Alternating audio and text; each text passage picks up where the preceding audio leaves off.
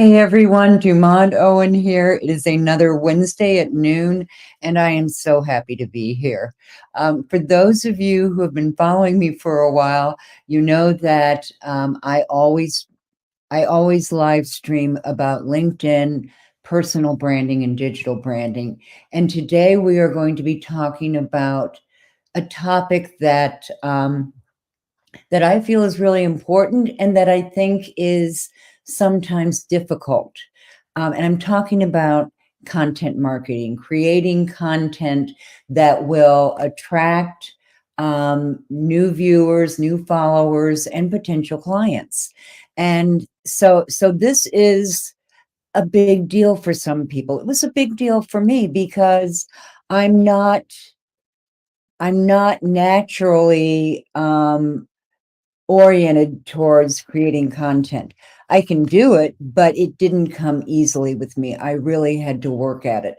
So today what we're going to be talking about is how to make that process easier for you. You know, how to create content and schedule content in a way that will enable you to attract and retain new leads, new potential clients, and also possible referral partners. You want to use content on LinkedIn to attract, or to actually, we could say to push, because it is pushing people towards your profile. So when we talk about marketing on LinkedIn, we're talking about two kinds of marketing. And it helps to get some clarity on this. The first kind is inbound marketing, and that's your LinkedIn profile. Your profile, when correctly keyworded and optimized and really well done, is going to be your greatest asset. Because one, when people Google your name or Bing your name or whatever, Yahoo, I don't know, whenever they look for your name on the internet, your LinkedIn profile is going to be in those top three citations that turn up. So you really want to make sure your LinkedIn profile is optimized in a way that is going to make it easy for people to find you when they use search engines. And that's a big part of your profile. So I always advise you, when you're thinking about content marketing, also think about your profile, because your profile is what attracts people. It promotes your brand on that profile, and it tells people how to take the next step if they want to reach out for you. And when we've talked about profiles, you may recall that we've talked about how to use the right language, the right marketing, the right visuals and content to really attract people to your profile, and then to tell them the next step. Because research has shown that when you tell people to do something, very often they will do it. They've run studies with, or at least this is what I've read. They have run studies with people in a grocery store. You know, there's always that short line when you have 10 items or less, or I guess it depends on the grocery store. There's always that short line with people with just a few items. What they've found is that if somebody comes up and says, "Hi, can I cut in here? I'm in a big hurry," people will let them in. Even if they don't give a reason, they just say, "Can I cut in here?" People will let them in. But here's the kicker. If you give people more than one choice, they won't do either. So if you said, "Can I cut in front of you?" or "Can I cut in back of you?" they probably wouldn't answer you because you've given them too many choices. Personally, I would say, "Get in back of me." No, personally, I would not do that. I don't like to get into arguments in the grocery store line. But I do feel that when you give people too many options, they won't act on them. So that's an extremely important part of your profile. Now, content marketing is outbound marketing, okay? Meaning that it is going from you out on the LinkedIn network and it is pushing people towards your profile. So it's a different kind of marketing, but with the same result. The whole point of having that fabulous profile on LinkedIn is that it is so well optimized for search engines that it is going to show up number one and it is going to bring people to your profile. And your profile is exactly where you want them to be because, you're going to create a profile that is not only fully branded, and by that I mean really, really displays who you help, how you help them, and the results, and what makes you different than all your competitors. It's truly going to, if you have a well-optimized profile, that is at the center of any strategy I could teach you. So using content marketing and planning your content is one of those strategies that I can teach you, one of those systems that is going to save you a lot of time down the road. And that's what we really want to do, don't we? We want to be on LinkedIn. We want to be effective on LinkedIn. We certainly want to attract people on LinkedIn, but we want to do it in a way that is going to be professional and it's going to lead them to the next step in your sales strategy. It's going to lead them to reach out to you. So today we're talking about not only how to decide what content you're going to use, but how to put it in a plan. And the reason you want to be planful or strategic in the way that you implement your plan is that it has so many advantages. And we're going to talk about those as we go through. So hold on a second. I am going to share my screen here. Okay, look at that. It worked. I love it when this works. For some of you who were present during my my very early live streams, you often saw me struggling to get the slides up. No more. I use StreamYard and they have made this so super easy. So if you're thinking about live stream, I thoroughly encourage you to take a look at StreamYard because it is just really so easy to use and so effective. So here you're looking at my slides. Yay, it worked. And you can still see me on the side. And the reason you can still see me on the side is that I have set up StreamYard's screen to do this. Okay, so using StreamYard is one way that you can really up your content marketing. And not just StreamYard. There are other software or platforms that you can use too. You can Google this or look it up on LinkedIn and look up live streaming and it tells you all the different services that you can use for it. I like StreamYard because number one, it's pretty simple and I'm always for something pretty simple. I always want to make it easier. But the second thing is that StreamYard is really intuitive.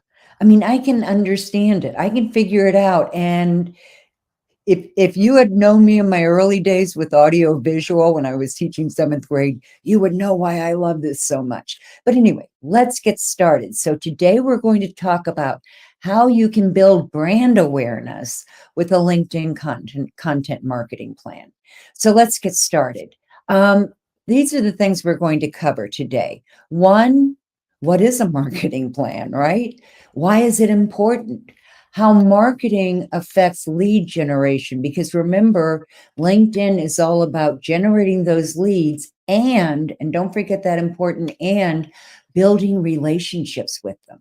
Okay, because it's those relationships that are going to develop the trust that you need in order to do transactions. So we're going to talk about that. We're going to talk about, oh, that's a lovely slide. I goofed that one up a bit. How to build a marketing plan in just 8 steps. It's really not that hard. And then I'm going to show you how to use a content calendar. And I am going to send you tomorrow with the I always send out a recording and with the resources. So I'm going to send you a copy of this content marketing plan so that you can do it on your own. So pretty cool, huh? Let's get started. All right. Those of you who don't know me, and I'm not going to spend a great deal of time on this, I work with personal branding. I help people develop powerful personal brands and then market their business on LinkedIn by promoting their brand. So my certifications include I'm a master personal brand strategist. I'm a digital branding strategist, and also an executive leadership and development coach. And finally, a LinkedIn trainer and coach. And I like this last one the most, although I've become more and more enthralled with LinkedIn because it just does everything I want it to do. That last part, being a LinkedIn trainer and coach, has been really important to me. But the two things that I find that most people don't understand, and so therefore they don't get the best benefit out of LinkedIn, are the power of a personal brand and digital branding. So we're going to be talking about those today. Okay, so what is a marketing plan anyway, huh? Well, it's a plan that really outlines your marketing strategy for a certain amount of time. And it typically includes, an overview of your business marketing and advertising goals. You're not, if you don't have goals, you won't reach them, right? Key performance indicators, commonly referred to as KPIs. These are the metrics, the metrics that you are going to follow to assess whether your content is marketing is working, whether it's not, what's working and what isn't, all those things. It's going to include your niche. And notice I said niche as, and the main reason that I urge you to really define and narrow your niche is that understanding your niche is going to enable you to, first of all, understand their biggest challenges and problems. Secondly, it's going to tell you how people in your niche talk about those problems.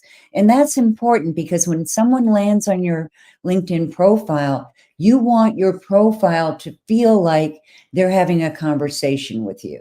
Okay. And that you understand their problems and challenges. And when you can put those problems and challenges in the language that they use, it's going to really resonate, right? Okay, so your niche, a framework for themes. And by that, I mean, we each have certain themes that we concentrate on. In my case, it's personal branding, digital branding, and LinkedIn lead generation, different aspects of it. So we each have themes that we work with. And what I'm going to show you today is how to take those themes and use them to generate more content that is strategically linked to those themes, and that will attract your ideal clients and referral partners, opportunities, all those things. We're going to look at formats. What formats should you be using in your content marketing? And finally, we're going to look at a timeline. It looks like I missed. Look at that. I missed a space. Okay. We're going to look at a timeline where, you plan out your task and your content so that you can make sure that your themes, that your campaigns, that your events are all included in that. Okay. So what are the benefits of actually having a content strategy? And when I talk about content strategy, I mean having a strategy that's going to help you reach your goals by producing content. All right. So the first benefit is it establishes you as a thought leader. What do I mean by thought leader? By thought leader, I mean it establishes you as an expert in your area. You don't have to be an expert in everything, and you don't have to be famous, right? You just have to be selectively famous. You want to be famous among those people who fall into that realm of your ideal clients. You want them to know who you are. Who cares if other people know unless they're going to refer people to you? The place where you want to be known is with your niche. Okay, so that's a huge part of your content strategy, is establishing yourself as an expert in your niche with the people in your niche. Okay, another benefit is it saves tons of time, and I can really attest to this. I can't tell you how many nights I've sat in front of my computer looking at a blank cursor, that blink, blink, blink. I don't even know if they have that anymore. Maybe not. Maybe I'm really showing my age here, but it will save you time. And number 3, it helps you build brand awareness. Now, granted, I just told you that I'm all about branding, right? I truly, truly know. I don't just think, I know that a powerful personal brand, when you promote it well, is going to do wonders in terms of attracting your ideal clients and customers. Then number 4 is you're going to produce content that's relevant to your audience. Now, remember, we were just talking about the problems and challenges of your audience. So you want to produce content that is relevant to those problems and challenges, content that produces value. And when you're thinking about value, keep this in mind. Value is something is only valuable if it's relevant. So if the content you're producing and distributing isn't relevant to the problems and challenges of your ideal clients, they're not going to pay any attention. To them, it's just spam, and it's just going to deflect off them. Do you all have your spam deflectors? I certainly do. And so it's going to help you stay more focused on the problems and challenges of your ideal clients and how you can produce content that will help them with those problems and challenges. And then finally, having a powerful content strategy is going to drive conversions and sales. Why? Because I love it. There's a rhetorical question. Why, Dumont? Why does it help with conversions and sales? Because if you are selling high ticket programs or packages, and by that I mean over $1,000, people really have to know, like, and trust you. And those used to be the 3 words that we always concluded when we talked about sales. People have to know you, they have to like you, and then they have to trust you enough to slap down, more than $1,000. I mean, if you're selling something for $297 or even $797, you may have success in selling that, online without having a conversation. But if you are talking about a higher ticket value, your premium programs that are, in the, in the 5 figures or more, or 4 figures or more, over 1,000, over 5,000, over 10,000, then you are going to have a conversation, because people are typically not going to slap down that kind of money. They're not going to hand over their credit card until you have convinced them that you are trustworthy. I mean, if you're going to give someone your credit card number, you really want to be sure they're trustworthy, right? That's my point. Okay, so here's something I want you to keep in mind as we talk about content marketing and content strategy. That's the new buyer's journey. I just have buyer's journey here. That means the journey that your buyers are going to take from, suddenly becoming aware that they need help to making a decision as to what that help's going to look like. So the first stage is awareness. This is when they first become aware that they have a problem. They may not know what's causing the problem. They just know they have a problem. For instance, it could be, oh, our sales fell off first quarter. I wonder why. So in that first stage, in that awareness stage, research has shown us that 19% of people who are in that awareness stage want to talk to a salesperson, or in the case of a small business, they want to talk to you, the owner. So 19% of those people want to talk to you because they know they have a problem, but they don't know what's causing it, so they want help. The second stage is consideration. Now, in this stage, they know they have a problem. They've identified that they had a problem in the first stage, but now they're shopping around for solutions. Okay, they're looking at all the different possible ways they might be able to approach this problem. And research has shown us that 60% of people in the consideration stage want to talk to a salesperson. 60%. So if you wait until this last stage, the decision stage, and it's in this stage where they decide what they're going to purchase, right? They make that purchase decision. If you wait until that stage where 20% of people want to talk to a salesperson, you're going to have missed out on the opportunity to talk to 79% more people or more possible connections that want to talk to you before they get to that decision stage. So when we're talking about content, we want to have content that's going to appeal to people all through those stages. And just loosely, and I'm not giving you a real solid definition of this because a lot of it depends on who your buyers are, and how you're going to approach them.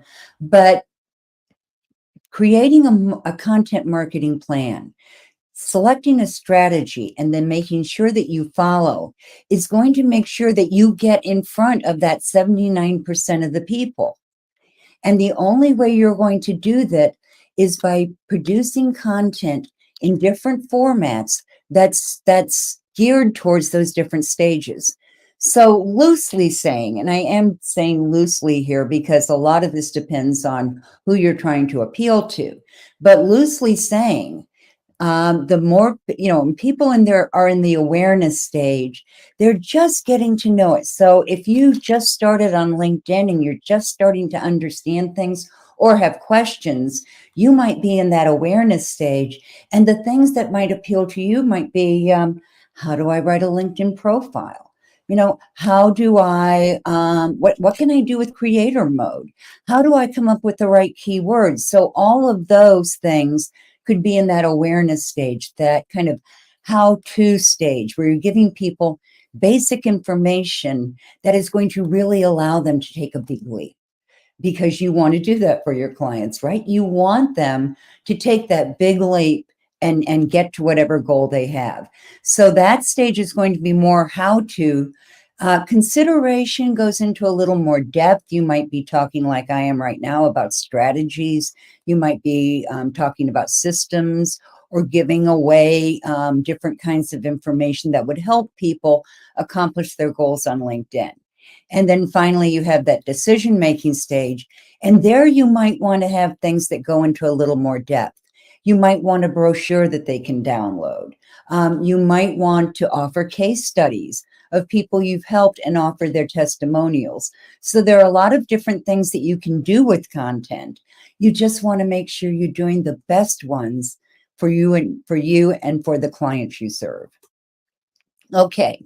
Just briefly, I'm not going to go a great deal into this slide, but I want you to be aware of it because this is the way that I look at generating leads on LinkedIn. I call this the lucrative LinkedIn lead generator. And it's basically a system that helps you build your LinkedIn following, build your LinkedIn presence in a way that generates more leads, and converts more people to sales, right? Or lands more sales. So there are 4 stages in this novel.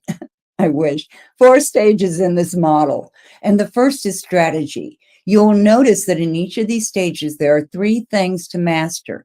So in strategy, we look at getting really clear on your goals, defining your niche, and creating a personal brand. So those are all foundational things that you need to get very, very clear on in order to come up with the right strategy that you're going to use on LinkedIn. Now, the second stage is awareness, and that's where we're going to be today. In awareness, actually, I'm wrong. We are going to be up here in goals. Sorry, we're going to be in strategy, and I moved this and I shouldn't have. So don't pay any attention to that red arrow, okay?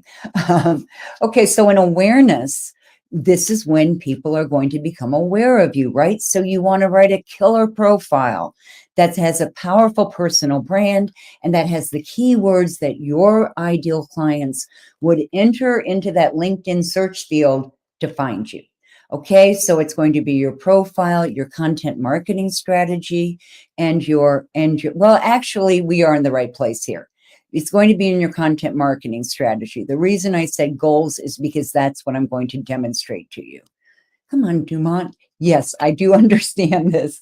And yes, in this second stage of awareness, you're going to build your profile, one that's really powerful and attracts your ideal clients. You're going to come up with your content marketing strategy to deliver your primary messages and themes. And you're also going to want to do some kind of automation. When I talk about automation, I'm not talking about programs that scrape people's emails so that you can bombard them with sales invitations and messages in their private email. I don't like that idea. I don't teach it to my clients because it's intrusive. If someone has not opted into your newsletter or your free gift or whatever, then you don't have their permission to be marketing to them. And having someone's permission for marketing is much more powerful. That makes your marketing much more powerful than if you don't. Now, the third stage is relationship building. And this is where we often think of lead generation, but in actuality, all of these are part of lead generation. But in that third piece, we are going to look at prospecting. How do you find your ideal clients on LinkedIn? You're going to have a connection strategy. What are the kinds of invitations you want to send to people to get them to respond? And then finally, nurturing. And that's a matter of building an email sequence that is relevant, that provides value to your ideal clients and is relevant to their problems and their challenges. Okay. And then finally, there is sales and more. And in sales and more, we're going to look at how many sales you had, number one, and what your gross was or your net or however it worked out for you. We're going to analyze what went right and what went wrong so that you can fix it and make those little tweaks and make it more powerful.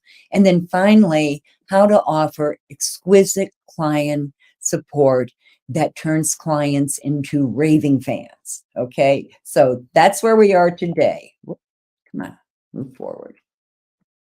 There we go. Okay, so what I'm going to show you now is how to build a marketing plan in 8 steps. And you don't have to take notes because I am going to send this to you tomorrow. So just enjoy. Step 1, establish goals. Now, by goals, I mean establishing clear, measurable, and achievable goals, what we often refer to as SMART goals: specific, measurable, achievable, realistic, and time-bound, meaning that they're very clear. They have a certain time that they have to be done in, and they're measurable. So if I just said, if I told my staff, oh, this quarter, we're going to, or no, I wouldn't even say that. You see, I started to do it again. We're going to increase our network on LinkedIn.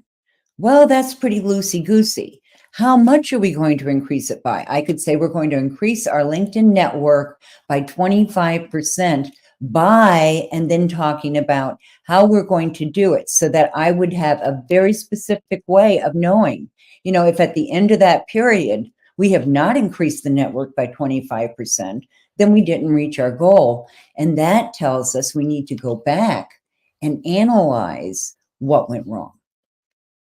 Okay, the second step is identifying the KPIs, key performance indicators, that we're going to use to see how well you're doing with your content marketing goals. So we're going to look at 4 things. One is awareness. And you can measure awareness, meaning, how aware of you are your potential clients. You can you can measure that. You can keep track of that by looking at how many profile views you're getting, how many invitations people are sending you to connect, and how many followers you have, because you want to see where you were in the beginning and how you've improved. So if at the beginning of this quarter, you only had 5, or for the last week, you only had 5 profile views and 2 invitations to connect, and you picked up 5 followers, well, if next week, if you can look at next week, and if you have 6 profile reviews and 3 invitations to connect and 7 followers, you can see that you're moving forward. Okay, and that's what metrics are all about. Metrics are how we look at whether or not we're achieving our goals and what's working and what's not working towards us meeting them. Okay, the second metric is engagement. And these are things like shares, and comments. Now, when we talk about engagement in LinkedIn, like most of, or all the social platforms that I know of, want you to stay on LinkedIn. And what they look at in terms of how well you're building relationships, partially they look at engagement. How have people engaged with your content? Have they liked, shared, and or commented on your content? Or how much of their content have you liked, shared, and commented on? Because all of these things contribute to engagement. And what is engagement? That is when we interact with one another. If you meet someone at a party and you're leaning in like this and making eye contact, the people that you're talking to are probably going to think you're more engaged like this than they are like this, right? You're looking them straight in the eye. You're actually, having that conversation. And LinkedIn really looks at that because they regard engagement as a primary way that we build relationships on LinkedIn. Okay, conversion. Now, conversions are click-throughs or opt-ins. And let me give you a little hint here. This is just started. I mean, this is a brand new thing I can tell you about, a new secret for LinkedIn. When you put an external link, either in your ad or your piece, your post, if you put it in the post, it's going to limit the reach of that post because LinkedIn does not want you leaving the platform. So that's definitely going to limit the reach.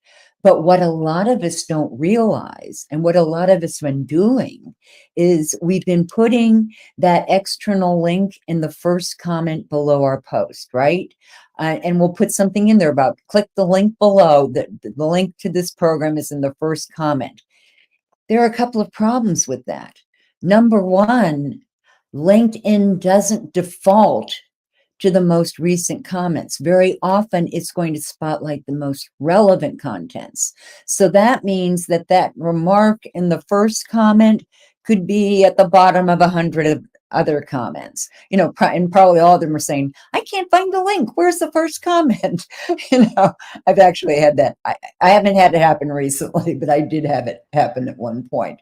So when someone clicks on that link, that takes them off of LinkedIn, LinkedIn now puts a message in there. It warns them that they are leaving the LinkedIn platform. So let's think about this a minute. If I've posted something, maybe it's my fabulous content planner, and I said, if you want the planner, just click the link in the first remarks. It could be way far down there now because LinkedIn has changed it so that they're not in the first place. But the other thing that happens is that LinkedIn pops up that message that says you're leaving the LinkedIn platform. What does that say to somebody who clicks on it? Uh-oh, is this link safe? Isn't that the first thing that comes to your mind when you get something that says, and you get these every once in a while, this is not a secure platform, or this is not a secure site. So if you are going to do that, if you are going to put the link in the first comments, then put something in there that says, we take security very seriously, and this site is swept daily, to ensure privacy, or something like that. And we can guarantee that this is a private platform, or whatever you want to do. But understand that could have they call in the law a chilling effect. The effect on people following that link may be chilled, it may be interrupted, because they're afraid to click through and go to that site. So just be aware that that's there. And then finally, another one, and that would affect your click-throughs and opt-ins. That's what I was getting at there, because it's going to discourage people. It's going to make them think, because we are all so paranoid about, well, paranoia, I think, means that it's not a crazy, or that, I can't remember. People are really picking on you, or people are after you. I can't remember exactly. Oh, well. But anyway, it would have a chilling effect in terms of feeling like we don't want somebody attacking or getting access to our websites. We don't want them to be able to get our data off of LinkedIn or another platform. So we're all very, very aware of that right now, and very security minded.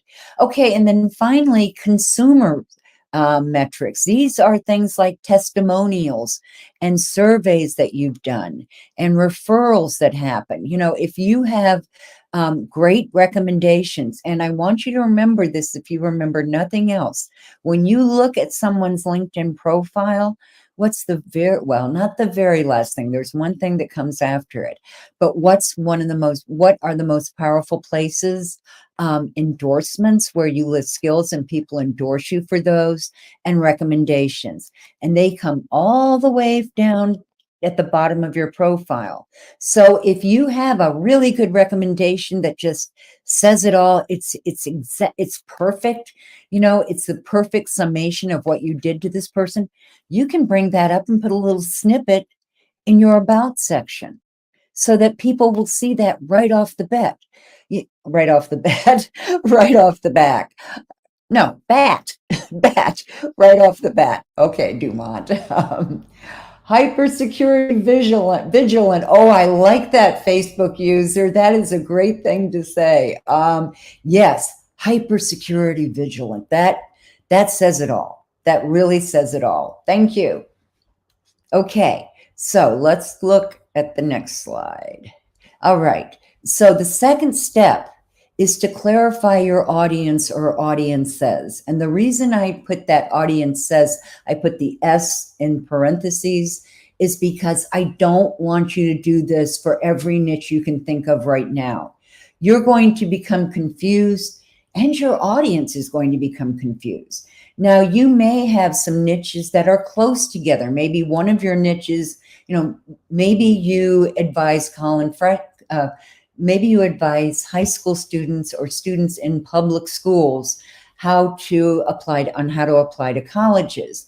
Well, in that case, you could have students as an audience, but their parents are also an audience, and maybe their parents are your primary audience. So you really want to get clear on who your audience is. So demographics, and that is all those things like their job title, their location, their gender, their family situation.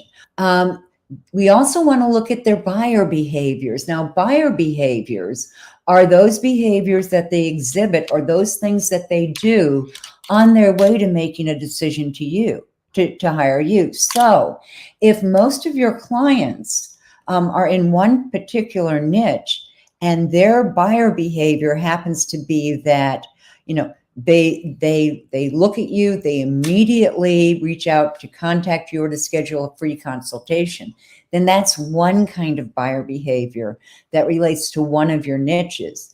But if you have another niche where, you know, they don't do that, where instead they like to hang out and put in certain search terms and find all the information and kind of look at 15 different people and 15 different solutions. That's a different kind of buyer behavior. And so you're going to want to be able to address consumers in both of these ways. Now, it's also psychographics, and those are things like attitudes, interests, lifestyles. Maybe they prefer an urban lifestyle, or maybe they prefer a rural lifestyle.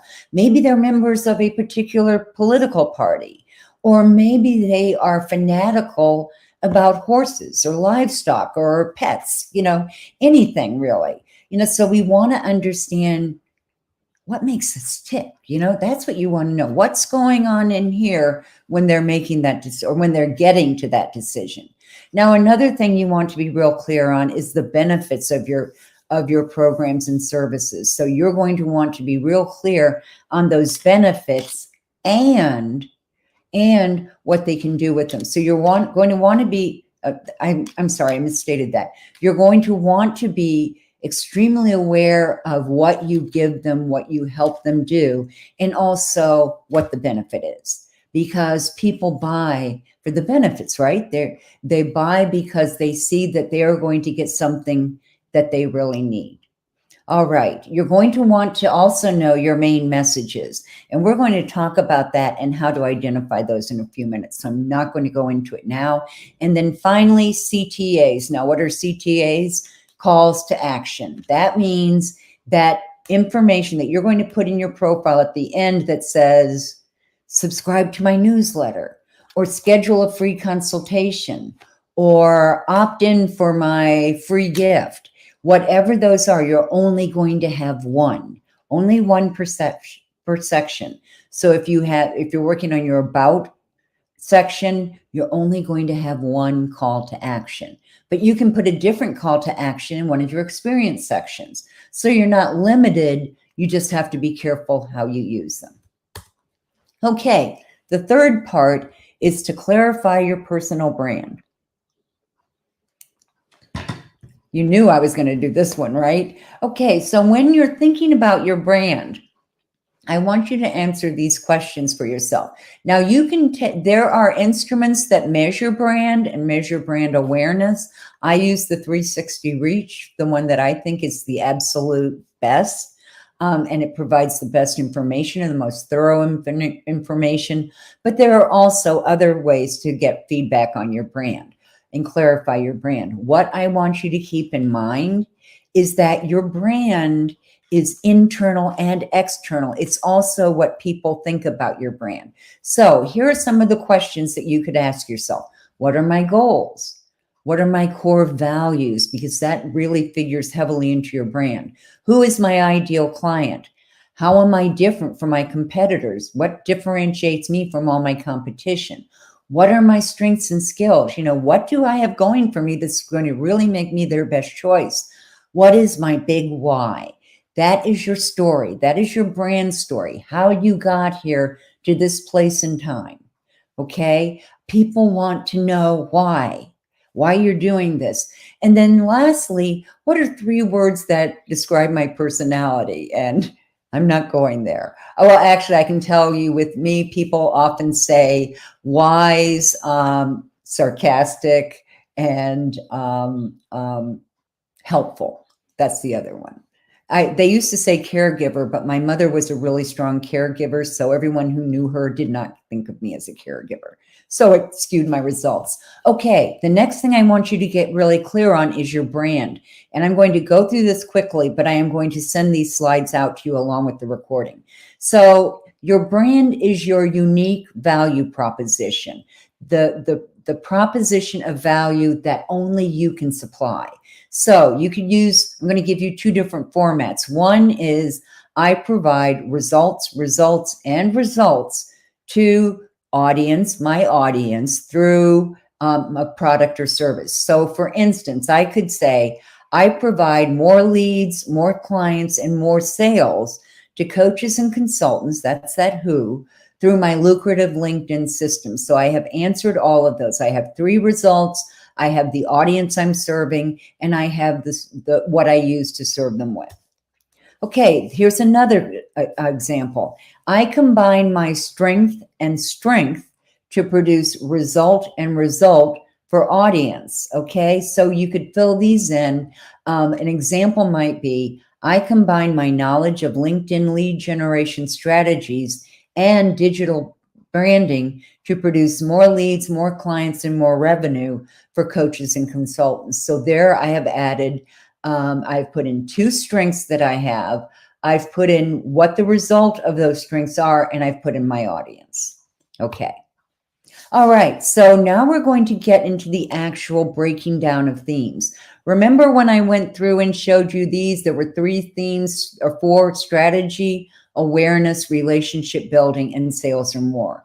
Over here, I've just spelled those out so that we can see them a little more clearly. I have 4 themes. The first one is that first step, strategy. And strategy includes getting clear on your goals, niche, and brand. The next stage is awareness, and I go through profile, content, marketing, automation. In the third step, In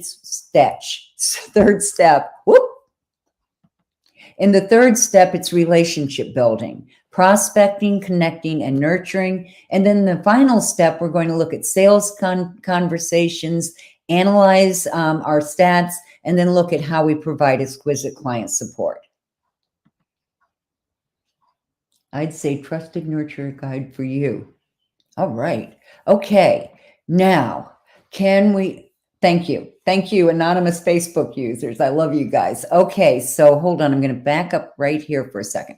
Okay. So when we take those out, if we just look at that first theme, strategy, remember that's up here, the first one, there are 3 topics there. There's goals, niche, and brand.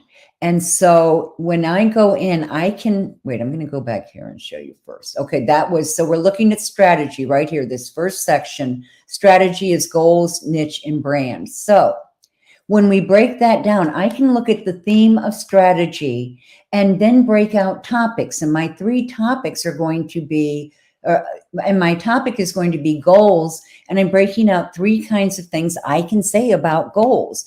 I can write about types of LinkedIn goals. I can write how to use SMART goals, and I can talk about metrics. So all of those come under the theme of strategy and then the topic of goals. So what I have done is I've taken this theme and I've listed 3 different topics that relate to it. Okay, so, and this is very light, I apologize, but I think I can talk you through this. So we've got our theme here in this first row. The theme is strategy, and then I'm listing my topic, that's goals. And so I have taken those 3 things that I can write about goals and made them into 3 different topics: common LinkedIn goals, SMART goals, and metrics. Okay, so I have taken the strategy and I have broken that out down into 3 things: goals, niche, and brands. And then I have taken just the goals part and I've broken that down into 3 things: common LinkedIn goals, SMART goals, and metrics. Okay, so if I keep on with that, I'm still on my strategy theme, I'm still on the topic of goals, and I'm on the subtopic of common LinkedIn goals. So remember that we took strategy and we broke it into 3 parts: goals, niche, and brand. Then we took goals and we broke them into 3 topics. We broke them into common LinkedIn goals, metrics, and I'm forgetting the last one, but niche.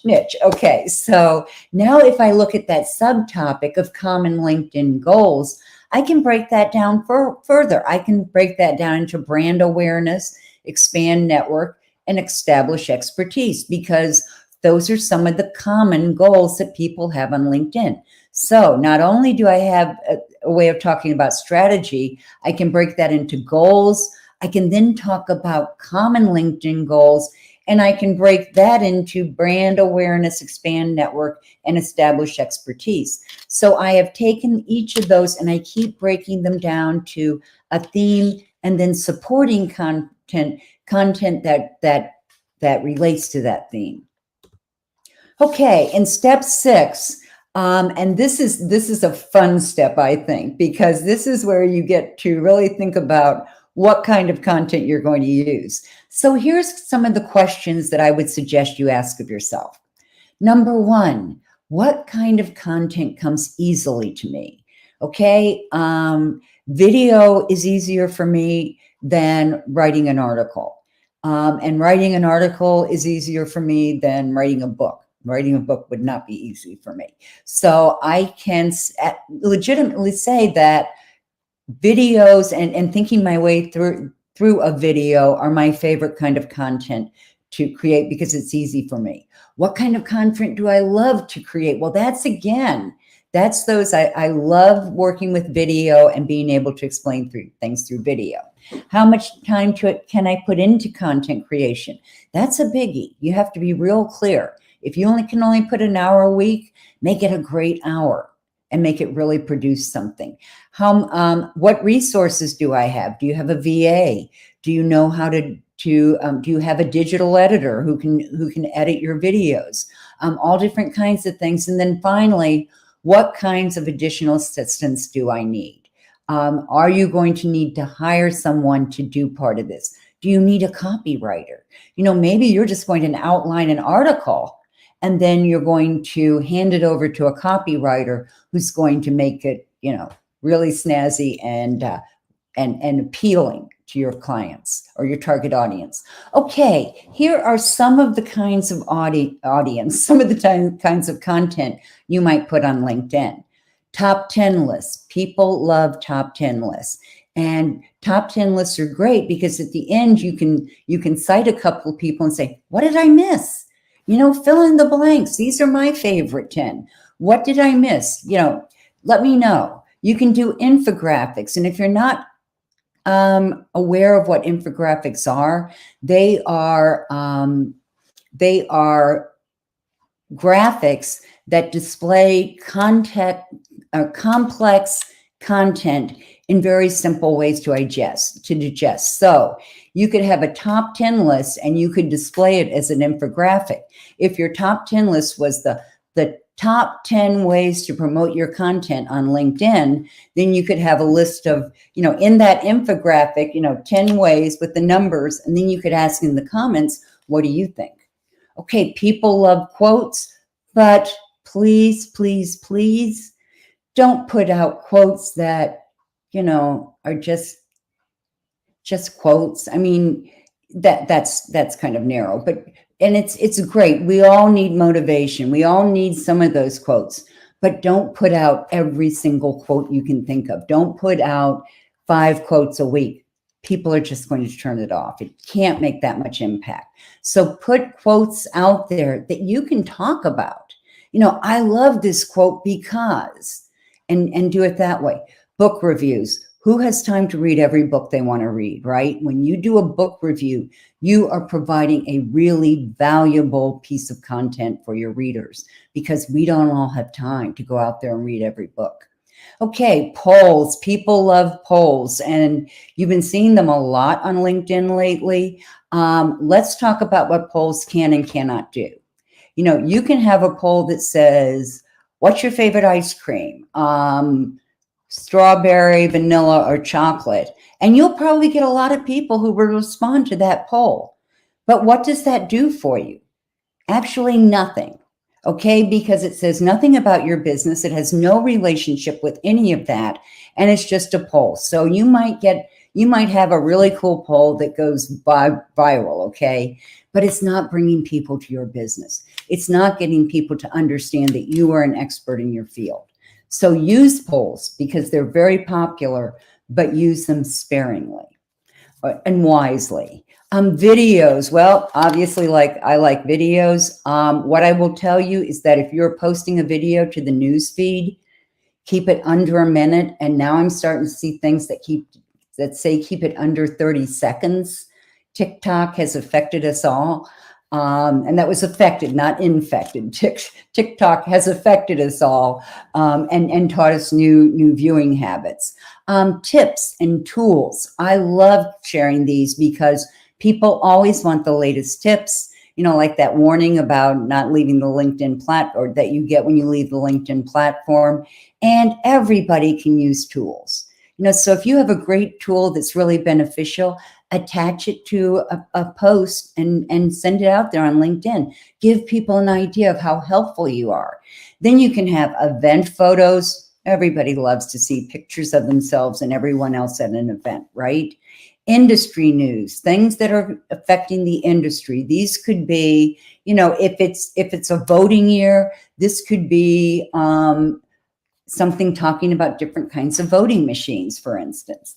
Okay, you can have white papers these are usually more positioned. They often contain research, and they are going to present an opinion of some kind.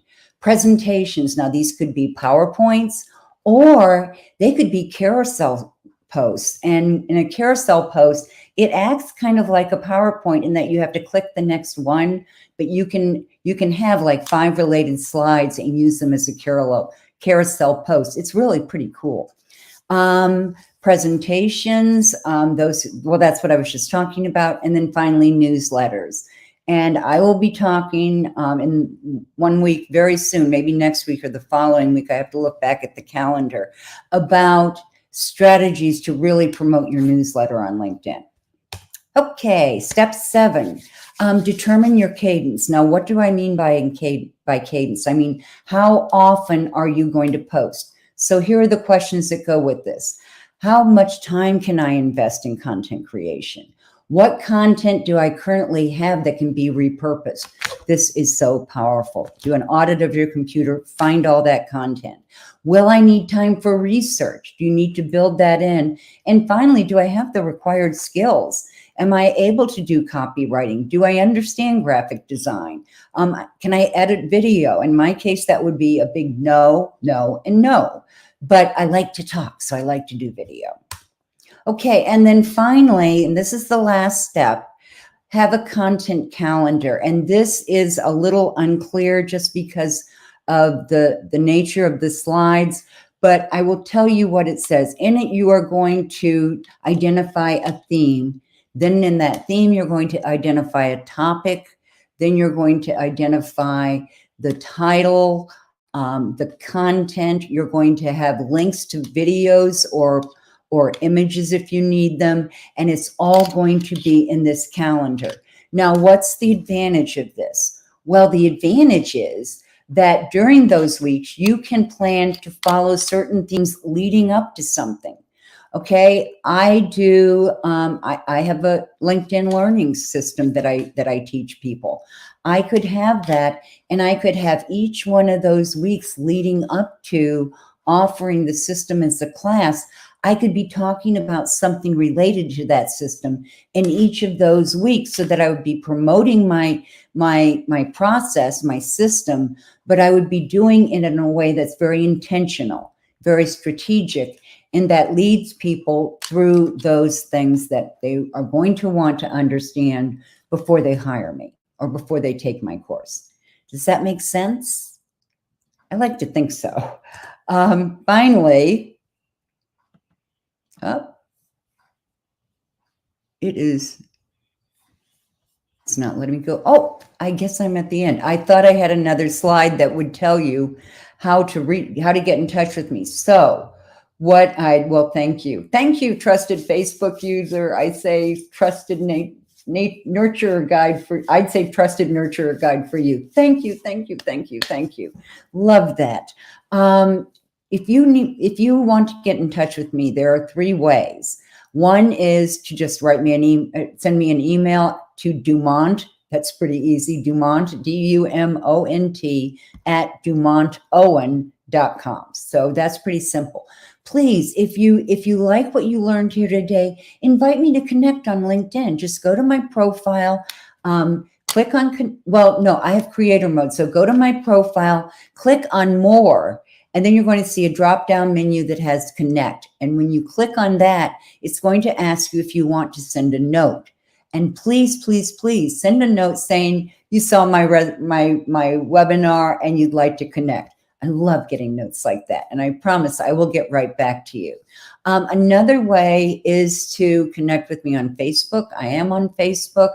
Or if you have a question, this is my favorite because I love for people to write questions, because then I have something that I can answer for you. So if you have a question, just email askdumontowen@gmail.com. Ask, A-S-K, Dumont, D-U-M-O-N-T, Owen, O-W-E-N, at gmail.com, and I will get that question.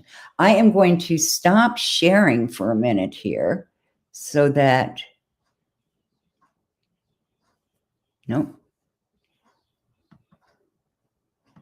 Okay. There you are, everyone. Hey, I hope you learned some new things today and that this will be helpful to you. I have some things I'm going to send out to you tomorrow. You will receive this recording. You'll receive a PDF of all the slides, and I'm also going to send you the content planner so you can use that. So, hey, love having you guys here. Thanks so much. Thanks for the great comments. I really appreciate it. And we'll be back next week talking about personal branding and LinkedIn. So tune in. I have a very special surprise for you next week. I'll tell you about that a little more. I'll tell you a little more about that later, okay? All right. This is Dumont Owen saying ta-ta for now.